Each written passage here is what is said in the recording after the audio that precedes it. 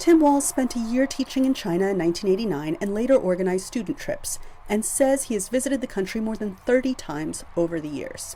Republicans say Walz's long ties to China mean Beijing will welcome him joining the Harris ticket and predict he will loosen hardline U.S. economic and trade policies. She selected Tim Walz, a guy who wants to ship more manufacturing jobs to China.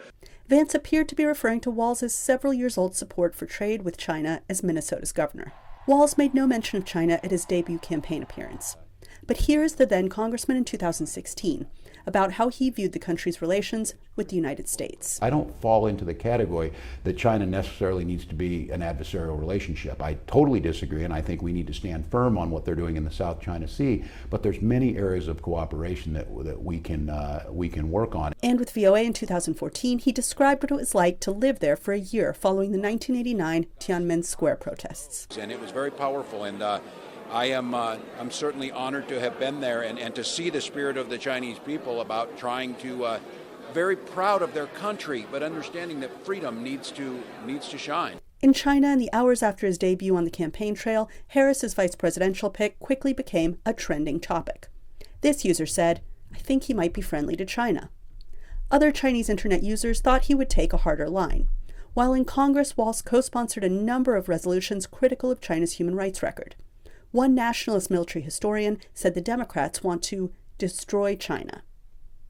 Others commented on what Walz called his life-changing lunch with the Dalai Lama, Tibet's exiled leader, with one user saying the former teacher in China looked like an American spy. Keen China watchers say that so far Beijing has not publicly reacted. But here's what they see in Walz. He's been very forthright in his criticisms of China's human rights record. And I think he's done that from a position that is maybe more credible. It's because of his kind of conspicuous earnestness and his sincerity and the embodiment of the kind of values that he purports to be wanting to spread to China. Other China analysts agreed that the Harris-Walz administration is expected to largely continue the toughened China policies of the Biden and Trump administrations.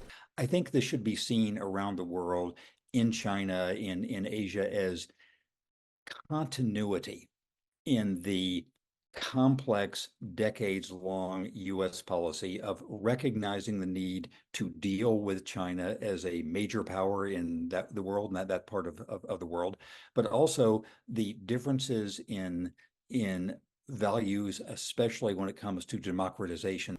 But what does Beijing think?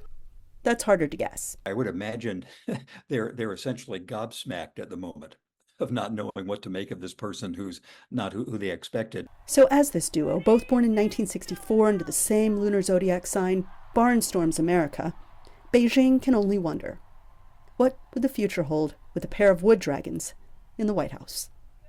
Anita Powell, VOANews, Washington.